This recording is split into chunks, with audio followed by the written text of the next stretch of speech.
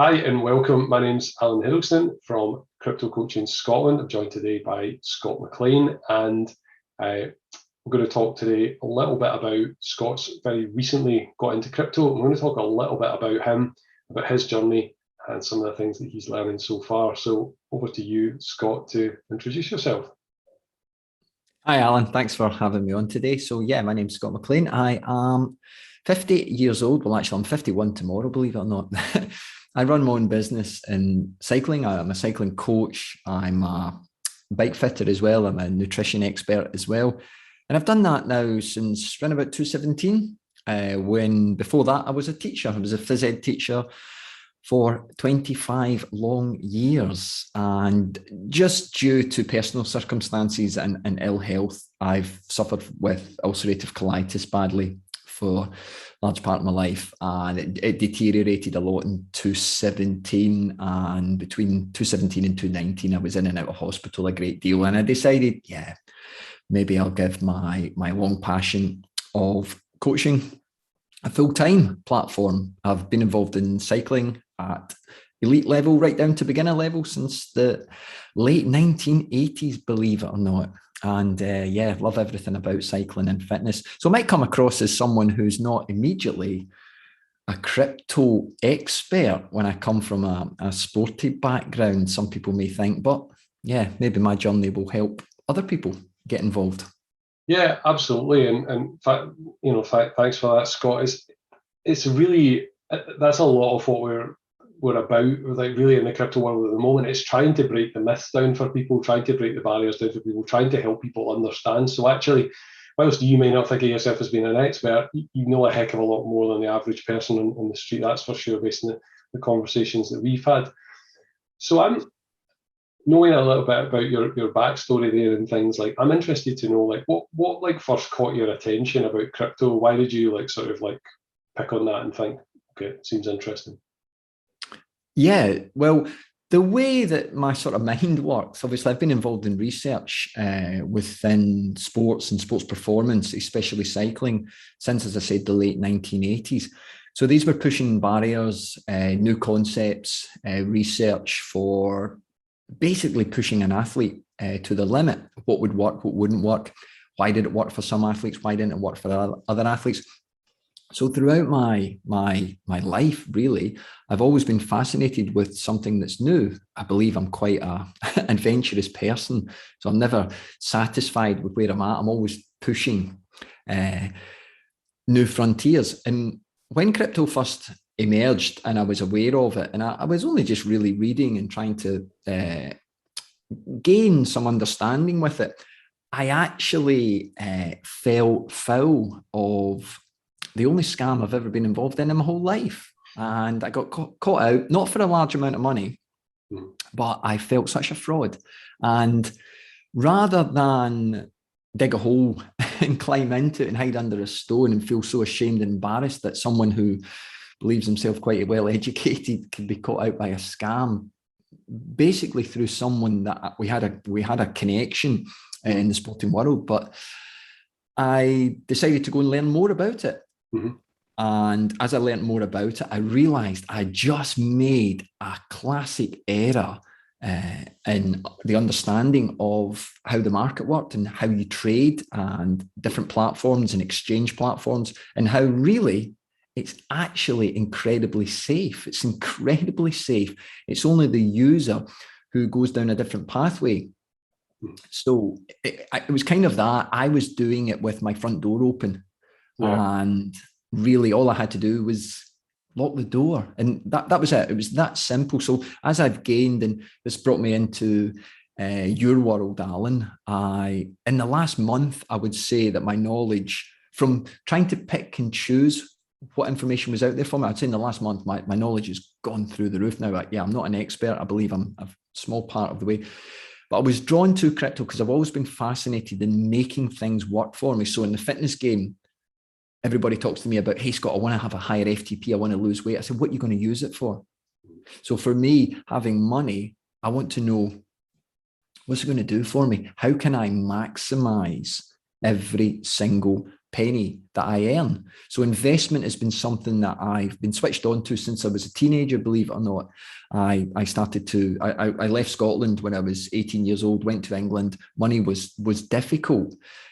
So I've always been someone who's had a savings pot. I've always looked at new ways, from the early days of ISA, etc., property. I've always been looking to make sure that I can retire at a nice age and have a little bit of disposable income to do what I want. I mean, that makes total sense. And obviously I think a lot of people will identify with the journey that you have as well. And, you know, and it is like crypto is the thing of this time, with the way that the market is at the moment, not just the crypto market, but the general like financial world that we're in, where there's inflation, where interest rates are at an all-time low, and it's really hard to get a return on money that you have, an investment, and actually turn that into something more than it is. And obviously there are options out there, but I think crypto is a really lesser known about thing. Basically, you know, it's one of these lesser spotted things. But I think what I'm finding, you know, more and more is that more people are sort of like flagging this up and saying, yeah, this is interesting. I know about this. I've heard about it. I want to sort of do something with it. So thinking about, like, obviously what you've you know, like, got into this basically, and you know, it's kind of clear what you want to kind of achieve there. But what would you say are like the sort of key things that you've learned, like, so far in your journey? I know you've obviously had a bad experience, which is obviously very regrettable, and actually it's very common, you know, like because it's such an unheard of subject. But what would you say are the main things that you've kind of taken out it so far in your early stages?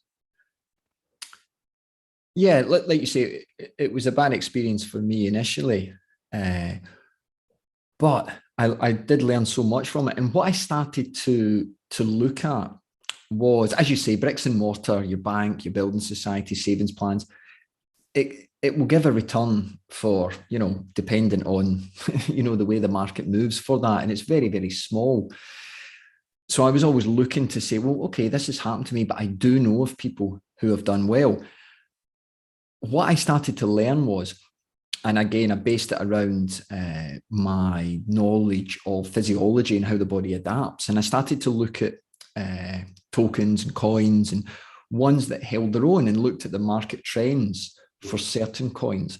So when I would say crypto to some people, they would just say Bitcoin.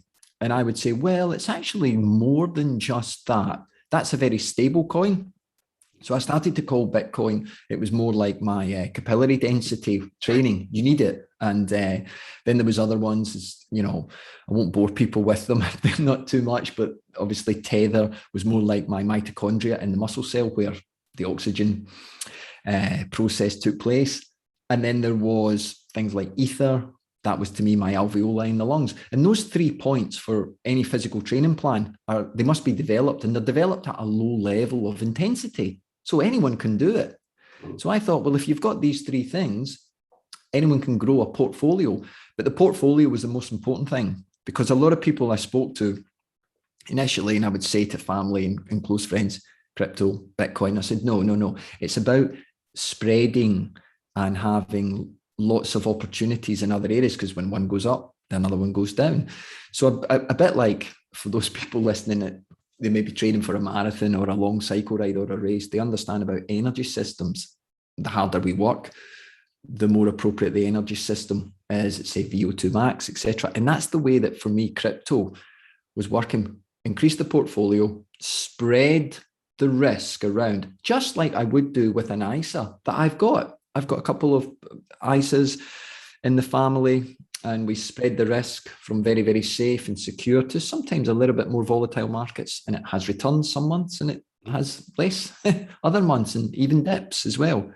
Yeah. So I would say, you know, for me, the biggest thing that I've learned is having that spread, that portfolio spread, but having those key pillars that, you know, there'll be slight fluctuation, but they're always there for you. And especially with something like Bitcoin, when you think of it, the value of Bitcoin now to where it was when it started, and the volume of Bitcoin that is available in the world, and that won't change.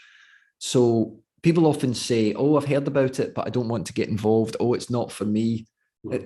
That type of thinking to me is quite irrational and illogical.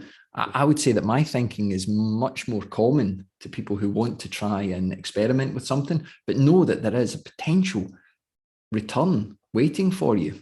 Yeah. If that makes sense. Yeah, totally. I think like you've kind of nailed a lot of like, key, like some of the key principles and things. And I think that's why it's a sort of like lack of knowledge, lack of understanding that makes people, like anxious about actually getting into crypto. But as you kind of laid out, I mean, you've now, as a result of the coaching program, you've got a diversified portfolio of assets, and you've got your your core foundational stuff, your capillary density and your mitochondrial. It works in my head. It won't work for other people. I think having that, that link to something that is tangible to you is important. A lot of people think about it as well as like it's the foundational stuff. It's in the traditional finance world, your sort of your bonds and things that are like very solid. But then, like, obviously, to get the best returns, you want a mixture of stuff that's balanced. So stuff that's kind of it's going to be around for a number of years to come. It's reasonably stable. Obviously, things in crypto are up and down, and that's why people get into it, because that's where the gains are.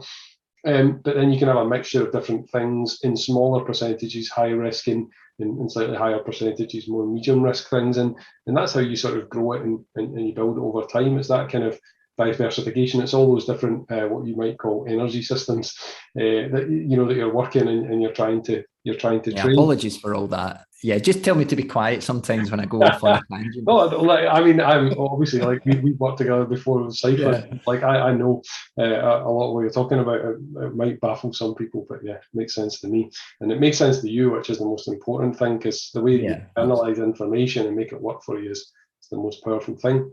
So you're obviously like a month or so, weeks into your journey.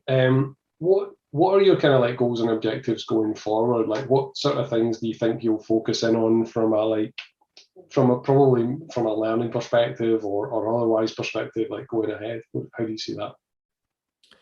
Yeah, like we say, I'm a month in with the group within the coaching.